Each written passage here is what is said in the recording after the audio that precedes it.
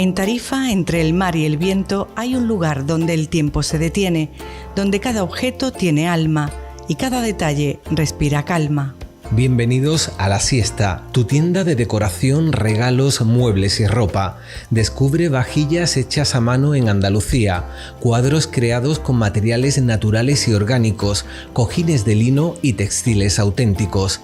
Nuestra colección de ropa atemporal 100% algodón para hombre, mujer y niños es cómoda, fresca y pensada para vivir con estilo, sin prisas. En La Siesta creemos en la belleza accesible, precios conscientes, precios para todos.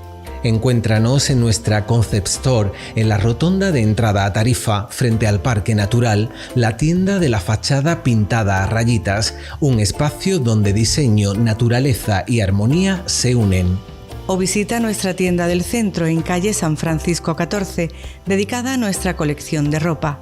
La Siesta, el arte de vivir despacio, con alma y con estilo. La Siesta les ofrece Hablemos de nosotros, los humanos.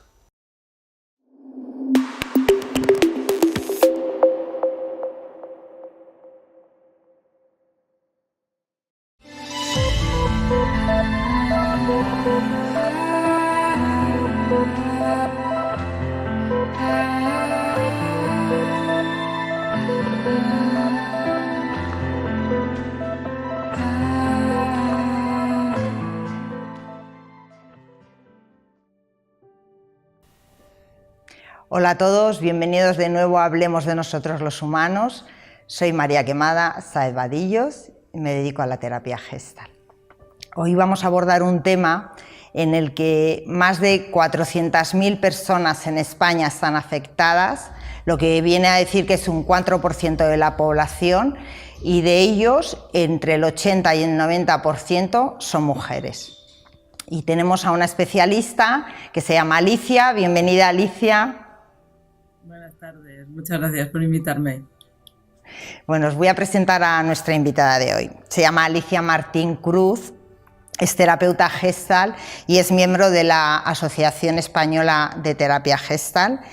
Tiene una licenciatura en Ciencias de la Información, es terapeuta holística instruida en el Enneagrama de la Personalidad, formación en Gestalt sistémica en pareja, especializado en trastornos de la alimentación y máster en terapias asistidas por perros en la Universidad de Sevilla. Bueno, Alicia, vamos a empezar, si te parece, por que nos aclares qué es un trastorno de alimentación. Vale, me ha impresionado las cifras, siempre me impresiona cuando se habla de cifras, ¿no? Porque es verdad que la alimentación es una cosa que está unida a nosotros desde que antes de nacer, ¿no? En el útero del humano.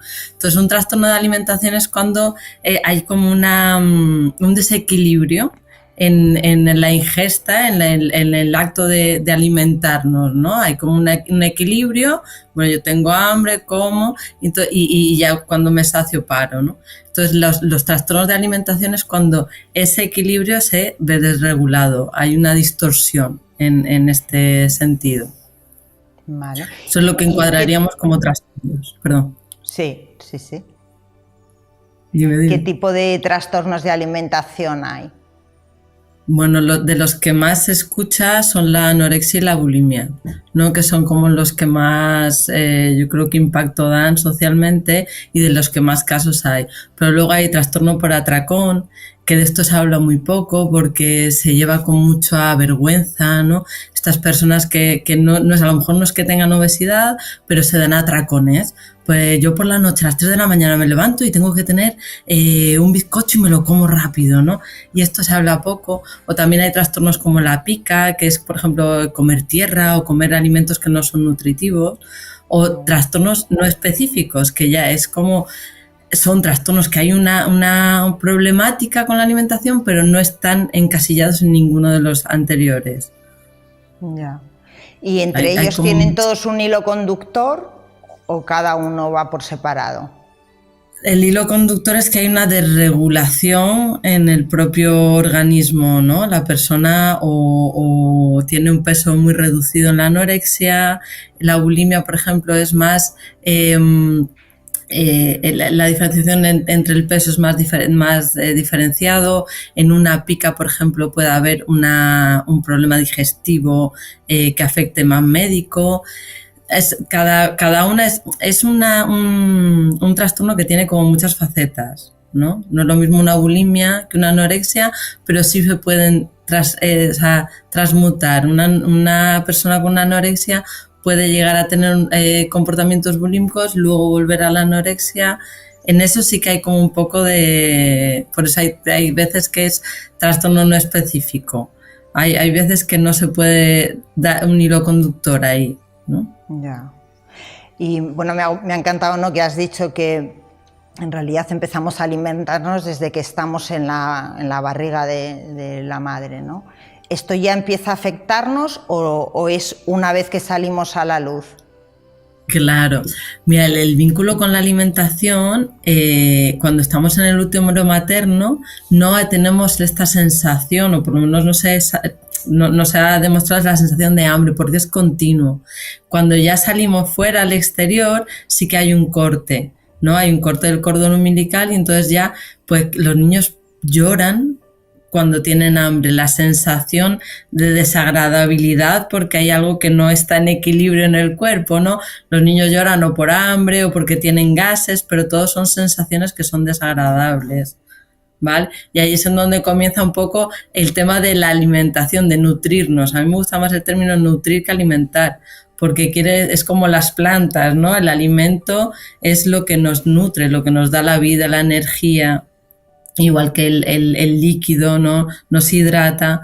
Para mí la alimentación es más nutrirse. Entonces se hace ya cuando ya salimos del útero materno, empieza a haber una relación. Si hay lactancia materna, si no hay lactancia materna, si el bebé es prematuro. Ahí hay un inicio de relación con la alimentación, del vínculo con la alimentación, que luego se va desarrollando, evidentemente. Claro. ¿Y tiene algo que ver este vínculo? No sé si sabrás esta respuesta, ¿no?, porque me viene ahora, sí. Como hay varios tipos de maneras de alimentar a los bebés, ¿no?, que uno es a la demanda, otro es que es con unas horas y hay que dejar y esperar a que toque la hora para comer. Todo esto ya nos empieza a afectar.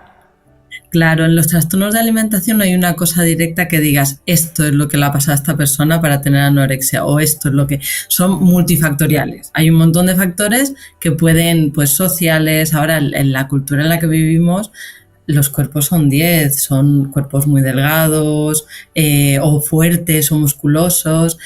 Ahí hay una componente social que nos lleva a tener como el cuerpo ideal, ¿no? Luego hay factores de familia también, hay factores del propio individuo. O sea, es multifactorial, pero sí que es verdad, a mí me resuena mucho cuando yo fui madre, paramos en un área para echar gasolina y había una madre que, claro, cuando se es madre, que yo había como mucha ansiedad por la alimentación, la teta, no sé qué, como que no se sabe, llora, y qué es lo que le pasa al bebé, no puede hablar, ¿no? Y había una madre como muy agobiada con el tema de alimentar al bebé, que no le dejaba, el niño estaba llorando y estaba como embutiéndole la cuchara. Ese niño evidentemente no estaba en un equilibrio, y ahí, bueno, puede despertar o no. Que sea un factor determinante para tener una relación, porque al final estos son trastornos, pero la relación con la alimentación es una relación que tenemos todos constantemente, ¿no? Hay gente que hace ayunos, pero aún así también tiene la sensación de saciedad, ¿no? de hambre. Entonces es una relación que está muy ligada al bienestar y a nuestro día a día. Cuanto más armoniosa sea, más equilibrados vamos a poder estar. Claro. Entonces sí puede tener relación, pero no quiere decir que si tú te has alimentado mal de pequeña vayas a tener un trastorno, eso no es así. Ya. Claro, yo digo la palabra nutrirse o la palabra comida y son, o sea, yo lo asocio el nutrirse con un cuidado, un autocuidado, y la palabra comida con algo maternal, ¿no? Que es también un cuidado externo en realidad. Es la mamá normalmente o el papá, ese amor, el que nos da comida, ¿no? Claro, mira, la palabra amor, ahí hay como una parte en la que un pensamiento de que el amor lo tenemos a través de la comida. Porque es verdad que cuando yo como un dulce, a mí me entra bastante placer, ¿no? Y me reconforta. Claro, pero esto es como una parte de la alimentación, pero no es amor real, es placer, es algo digestivo, es la palatabilidad. Todos tenemos un alimento, si yo te preguntara, ¿cuál es el alimento preferido? ¿No? Seguramente me dijeras alguno a lo mejor que te recordaba la niñez o con algún tipo de componente emocional. Entonces la emoción, o sea, la emoción y la alimentación están muy ligadas, pero hay que saber también gestionarlas, equilibrarlas, ¿no? Porque no es el amor la alimentación, aunque viene de la madre. Claro. Que claro, por ejemplo, con la teta se ve ahí, ¿no? La teta también hace de consuelo. Si no tiene un chupete, muchas veces el tenerlo en la teta hasta que se duerme y se desmaya, ¿no? Ahí, claro, entonces está muy ligado y hay que también saber darle palabras a las emociones para poder ir sacando y también darse cuenta de lo que es nutrirse y de lo que es el amor, de hacer una diferenciación. Claro. Sí, yo más que en sí en la comida me refiero a quién lo da, ¿no? Es como un acto. Ah, el acto de hacerlo. Yo cuando quiero, yo qué sé, a mi hija darle más amor, pues le preparo su comida preferida, ¿no? Entonces es como un acto de amor. Para ti lo tienes ligado a ese acto de amor y es verdad que cuando tú vas a una casa normalmente llevas algo, ¿no? Sí que tiene esta parte porque claro, es placentero el comer, ¿no? Cuando tienes hambre hay una sensación desagradable, hay una sensación que no te gusta, ¿no? La barriga cruje, hay mucha gente que se pone irascible, entonces todo eso claro, la comida calma. Y hay que saber también diferenciar que nos podemos calmar, aunque, o sea, no es solo la comida la que nos calma. Hay que hacer una diferenciación emocional. Claro. Eso es una línea bien finita, ¿no?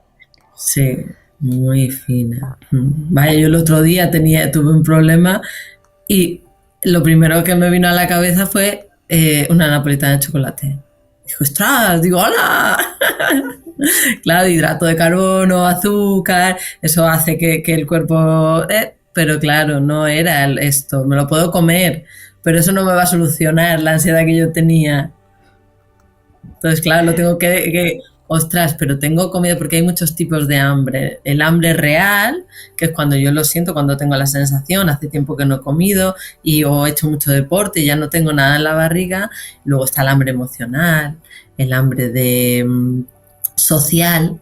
Cuando tú vas a una reunión que decías tú, a lo mejor de llevar algo, pues a lo mejor la ansiedad que me genera el hablar con uno o con otro me hace que no me dé cuenta de que me estoy comiendo y al final acabo con la barriga o también con el alcohol, ¿no? Que también es como hay alcohol social, ¿no? El bebedor social o el fumador.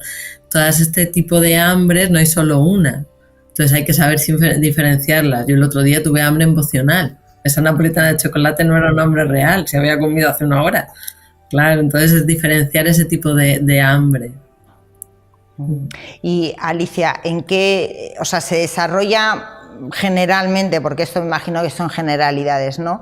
Más en una etapa del niño o de la niña que, o sea, más en el niño que en el adulto, o puede ser en cualquier momento de la vida? Suele ser en cambios de ciclo vital, ¿no? Normalmente se desarrolla este tipo de trastornos en la adolescencia. Porque, pues, y sobre todo se afecta más a mujeres, pues en la adolescencia está el desarrollo físico, también hay una parte de independencia, depende del entorno que tú tengas, hay familias que le dan mucho peso a la imagen, a la parte esta Porque los niños, hay una cosa que a mí me impacta mucho, que es el no hablar del cuerpo de nadie. Es importante porque tú no sabes por lo que está pasando esa persona y a lo mejor la dices, uy, qué guapita te veo, qué delgada, no, que has adelgazado. Y a lo mejor está transitando una enfermedad. Y es un impacto, ¿no? Entonces se tiende mucho a hablar de esto, sobre todo en la infancia. Uy, qué gordito te has puesto. Son comentarios que son así como, digamos que no tienen maldad, pero impactan. Yo, por ejemplo, de pequeña era muy gordita. Y yo tenía un entorno en donde, bueno, había como cierta, es que Alicia está gordita. No era lo que me decían, pero sí era lo que yo sentía, ¿no? Entonces, bueno, yo tenía un trastorno de alimentación, por eso me puse a estudiar del tema, me interesó y no es que solo eso me afectara, o sea, me afectaron muchas cosas. Pero esa fue una de ellas, ¿no? La poca autoestima es una de las factores. Y la autoestima ligada a una idea mágica de cuando tenga el cuerpo perfecto, seré deseable, seré buena gente, seré tratable. Claro, es como la imagen lo es todo. Y en torno a eso se desarrolla el trastorno. Qué desolación, ¿no? Y Alicia, ¿desde qué lugar lo trabajas tú? ¿Cómo es la mirada que le das? Claro, pues mira, cuando yo me di cuenta de que realmente había pasado por esto y empecé a querer pues darme cuenta de qué es lo que me había pasado a mí, llegó a mí la sistémica. Que la terapia sistémica es un poco el poder mirar desde diversos prismas y desde el sistema familiar, qué es lo que le pasa a la persona, ¿no? Mira al paciente identificado, en este caso el paciente que tiene el trastorno, como ¿cómo se llama? Se me ha ido un poco. El síntoma trae un mensaje o hace que el sistema se perpetúe. Hay un libro muy bonito que es que esto tiene que ver más con la anorexia, porque hay bastante diferenciación entre la anorexia y la bulimia, que es el tiempo congelado. Claro, cuando tú tienes un cuerpo que no le dejas desarrollarte, porque si tú no tienes la suficiente energía en el cuerpo, la mujer no se puede desarrollar. No le viene la regla, no tiene suficiente grasa para que le venga para que el cuerpo detecte que puede ya generar vida, y entonces hay como un parálisis en el tiempo. Entonces el niño no crece, no tiende a desarrollar su propia personalidad, no se diferencia del resto de familias, no, como que todo se paraliza y entonces es un miedo a crecer. ¿Vale? Entonces, desde la mirada sistémica se mira mucho que hay veces que pueden no suceder, ¿no? ¿Qué es lo que está pasando en el ciclo vital de la familia y qué es lo que le está pasando a ese sistema para que esta persona dé este síntoma? Y desde ahí se puede empezar a trabajar, ¿no?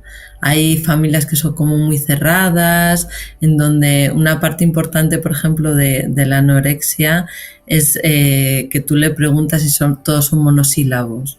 Hay una lexitimia, una falta de poder expresar qué es lo que me está pasando, porque a lo mejor en el núcleo familiar no se da ese espacio para... No, aquí todos tenemos que pensar que esto es verde. Oye, pero es que esto a lo mejor es turquesa. No, todo es verde. Y en esa rigidez no se puede mover. Y entonces sale la alimentación como, ostras, esto sí que lo puedo controlar. Esta es mi parcela. Uy, ¿esto? ¿Cómo puedo hacer yo? Entonces se hace como un circulito en donde todo pasa a través de la imagen y de la alimentación. Claro, o sea, la anorexia es más del control y la bulimia más del descontrol en realidad, ¿o no tiene nada que ver? Bueno, en la bulimia hay como una ingesta y una... claro, hay como un deseo igualmente de tener un cuerpo ideal, pero en este caso es como más desorganizado, como mucho, y luego tengo maneras de eliminar esa ingesta. También hay en ambas hay, por ejemplo, un intento de tomar diuréticos, no, ¿cómo laxantes. se llama? Laxantes, ¿no? Ahí, claro. Todo es un foco, es como si te pusieran unas gafas y solo ves esa parte, en cómo puedo estar más delgada, la alimentación. Hay una película que es muy impactante, Hasta los huesos, no sé si la has visto, no. Que es de una chica anoréxica, y ahí como que se ve muy bien el trastorno de la alimentación en la anorexia, ¿no? Te lo describe muy bien. Y luego en la bulimia, pues eso, hay es como más desestructurado, es un poquito más complicado porque, bueno, son complicadas todas, a ver, que no le quiero quitar, pero en la bulimia sí que hay muchos cambios de peso, porque hay veces que sí que se restringe, hay otras veces que no, hay como un poco dependiendo del estado emocional en la que esté, pues ahora tengo ansiedad, ¿no? Pues como, y luego hay lo que he hecho, pues voy a vomitar o me voy a tomar tantos laxantes. Tiene problemas físicos más complicados, porque hay una eliminación de electrolitos, hay una eliminación, o sea, la bulimia tiene otros tipos de enfermedades que puede derivar. Claro. La obesidad también es un trastorno de la alimentación, ¿no? La obesidad.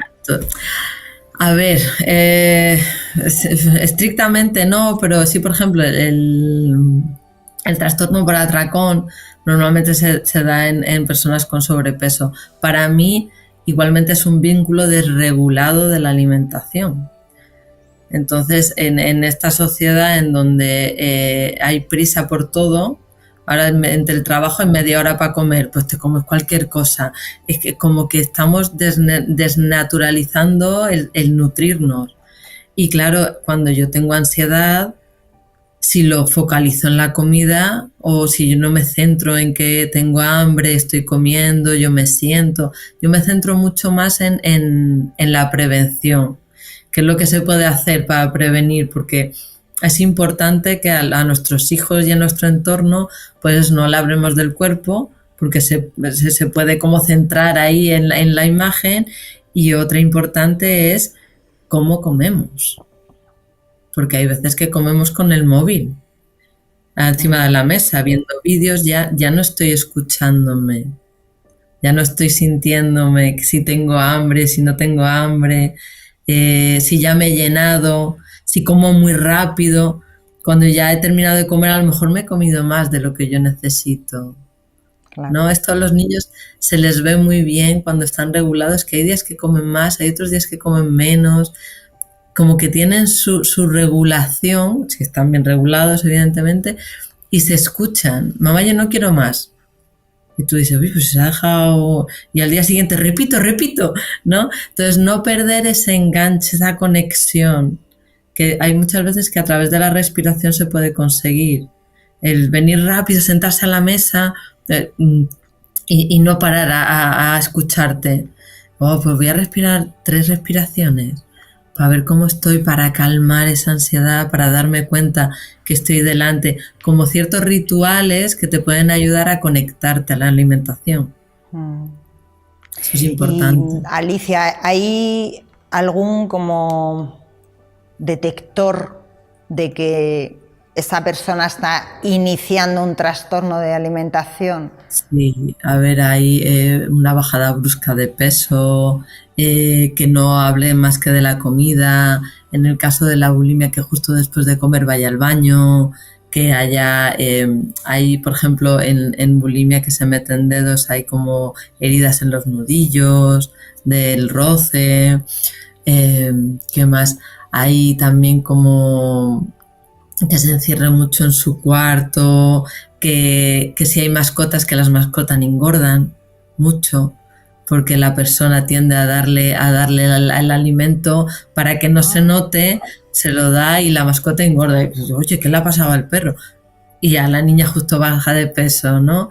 Hay como al final es estar atento a lo que le pasa, ¿no? Al hablar con ella, oye, que suele estar también muy ligado a síntomas depresivos también, a mucha tristeza, a mucha melancolía.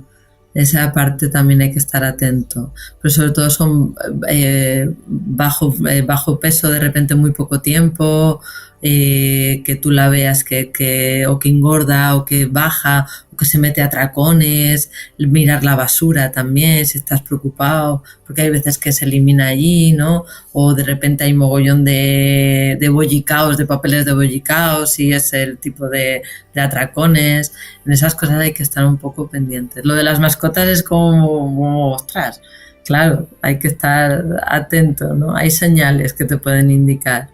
Claro. Y Ali, una vez que tú ves eso como familiar, ¿no? Vamos a suponernos que una madre empieza a ver esto en su hijo, una madre o un padre. Sí. ¿Cómo acompañar eso? Es decir, ¿se le dice algo, se pregunta, se lleva a terapia? ¿Qué se hace? Claro. Va a depender mucho del tipo de familia, del tipo de persona que sea, ¿no? Yo siempre recomiendo hablar, ¿no? Porque al principio, o sea, en la comunicación está la base, ¿qué te está pasando, cariño? ¿Qué es lo que te está... qué es lo que necesitas? ¿Desde hace cuánto que te pasa esto? Pero claro, ahí tiene que haber una cercanía emocional, si no el preadolescente te va a mandar a esparragar, ¿no? Como se dice. Entonces, claro, hay que pedir ayuda. Siempre el médico es importante, la parte de, porque en este trastorno es como hay muchas partes de muchas miradas que hay que estar atento. Un nutricionista es fundamental, analíticas para ver qué está pasando, ¿no? Qué déficit tiene. Claro, el nutricionista muchas veces lo que hace es como enseñar a la persona qué es lo que hay que comer, qué es lo que necesitas para nutrirte, y luego en la terapia ver qué es lo que hay alrededor, ¿no? Porque no es solo la comida. Si yo me centro en la comida, es lo que hace él o ella. Es centrarse en la comida todo el rato. Entonces es como sacarle, para mí una cosa muy importante fue el ver que había otras maneras de divertirme, de otras cosas que hacer, ¿no? Era como, pero sí que es verdad que hay un factor muy, muy importante en estos trastornos, que es que la persona se dé cuenta de que está enferma primero y luego que tenga ganas de salir de allí, que vea una lucecita, algo donde aferrarse y decir, ostras, hay cosas diferentes, hay otras maneras de llevar esto. La imagen no lo es todo, hay más cosas aparte de la imagen. Entonces es como empezar esta mirada a ir abriéndola y a ir dándose cuenta, ¿no? de que la vida tiene más cosas que esas, porque de verdad que es un centramiento tan grande el que te haces de solo girar en torno a eso. Claro. Era como un círculo que, claro, en mi caso no me sirvió la terapia que me ofrecieron, no me sirvió, me sirvió una persona que ostras, hay otra manera, ostras, y esta persona se divierte así, ostras. Claro, darme cuenta de que, ostras, yo estoy aquí en un boquete. Darme cuenta de mi boquete, ¿no? Y eso es lo que a mí me hizo, bueno, es verdad que con el tiempo yo he ido digiriendo muchas cosas de las que me pasaban, porque es verdad que no tuve una atención muy especializada, entonces me ha costado mucho, bueno, hasta que me he formado y he dicho, ala, esto es lo que me pasaba, anda, esto que no, la ira contenida. También hay otra parte que también es un poco desagradable, que es la parte de el odio interno, la parte de las autolesiones, de la poca gana de vivir, porque al final cuando una persona deja de nutrirse es como que apagarse, como desaparecer. No quiero aparecer, puede ser otra cosa que salga en el trastorno, sí, ¿no? Entonces, esa parte también hay que estar atentos. Pues siempre lleva pantalón largo o siempre siempre está así con las muñecas así. Bueno, claro, al final es como una parte de estar vigilante pero sin estarlo, ¿no? Es como un vincularte con tu hijo, con tu hija de una manera que no sea tanto control, la exigencia de las clases, ¿no? Pues es otro factor que es muy importante en la anorexia, ¿no? Todo dieces, todo muy cuadriculado, se agobia si no le sale todo bien, esa parte, ¿no? De tanto control, de todo eso llevado a la alimentación, pues tenemos un problema, Claro. Tenemos un desequilibrio. Justo te iba a preguntar un poco qué es lo que no hay que hacer cuando vemos un trastorno así, cercano. ¿Qué es lo que no hay que hacer? Claro. O, bueno, o que no hay que decir, ¿no? Claro, cuando una persona está en recuperación hay una cosa que es muy importante, no hablar del cuerpo de esa persona. Uy, qué bien es cuando una anorexia se está recuperando. ¡Ay, qué bien! Ya tienes cuerpo. Claro, eso ya para ella es como un boom. O no, si esto es lo que yo no quiero, ¿no? Porque ella se centra otra vez en el cuerpo, ya no me van a querer, ya no voy a valer. Entonces esa parte es importante, el no centrarnos en el cuerpo, no centrarnos en, ¡ay, llevas ropa muy holgada con lo guapa que eres! No, es como hablar desde otras cosas, qué música te gusta, qué has hecho este fin de semana. No, la parte cuando ya hay unos profesionales que están llevando a la familia, que están llevando a la persona, es como que van dando el proceso, pues importante que vayan dando y que no haya factores que vayan... Hay muchos que son factores de mantenimiento que mantienen el síntoma, por ejemplo, o factores que perpetúan. A lo mejor, claro, si hay un novio, por ejemplo, ay, es que a mí me gusta más delgadita, ahí puede perpetuar, ahí por mucho que hagamos, claro, tiene una persona de referencia que le está diciendo lo contrario. Claro. Entonces es aunar un poco esa parte. Y hablarles de la comida, come más, come menos, mencionar esto. Pues ahí hay muchas teorías, María, y hay muchas maneras. Hay gente que te dice que sí, que le tienes que hablar, hay gente que no le restrinjas, hay otra que sí que le restrinjas. También depende un poco de la persona, ¿no? En mi caso, creo que unos límites hubieran venido bien, pero también es verdad que a lo mejor me hubieran puesto los límites y hubiera transgredido, ¿no? Entonces, claro, al final ensayo-error y confiar en los profesionales que están llevando. Que yo recomiendo un equipo multidisciplinar, en donde pueda haber un tratamiento que englobe todo. Ahí es en donde hay centros preparados para ello.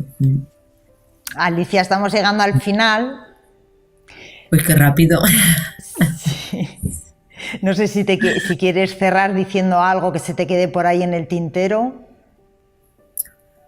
Bueno, no sé, me da la sensación de que ha sido un poco deslavazada, ¿no? Espero que haya podido dar luz a la gente.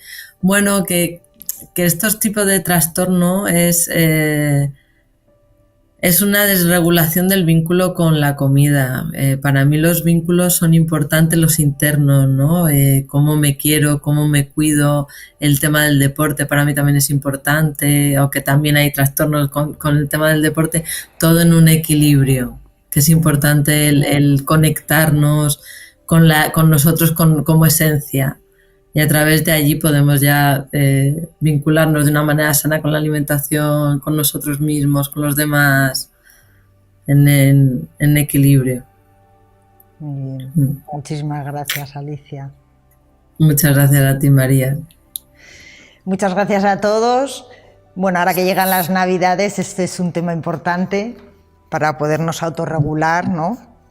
Y si queréis contactar con Alicia, le podéis encontrar en Instagram en @vinculos.conocerte. Y ella pasa consulta en Rincón de la Victoria y en Málaga. Desde ahí le podéis contactar y os contesta. Muchas gracias y nos vemos el jueves que viene. Chao.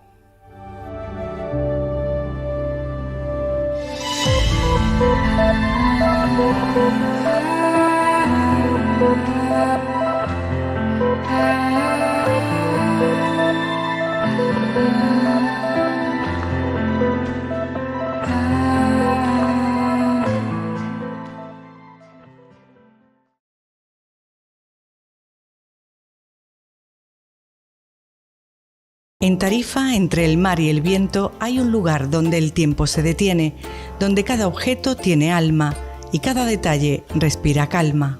Bienvenidos a La Siesta, tu tienda de decoración, regalos, muebles y ropa.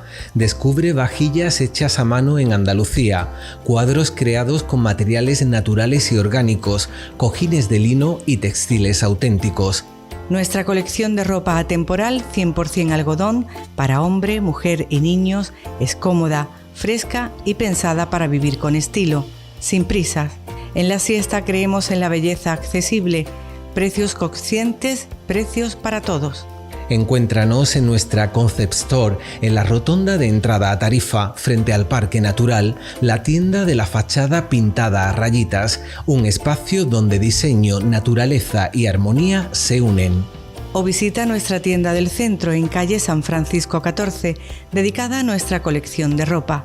La Siesta, el arte de vivir despacio, con alma y con estilo. La Siesta les ofrece Hablemos de nosotros, los humanos.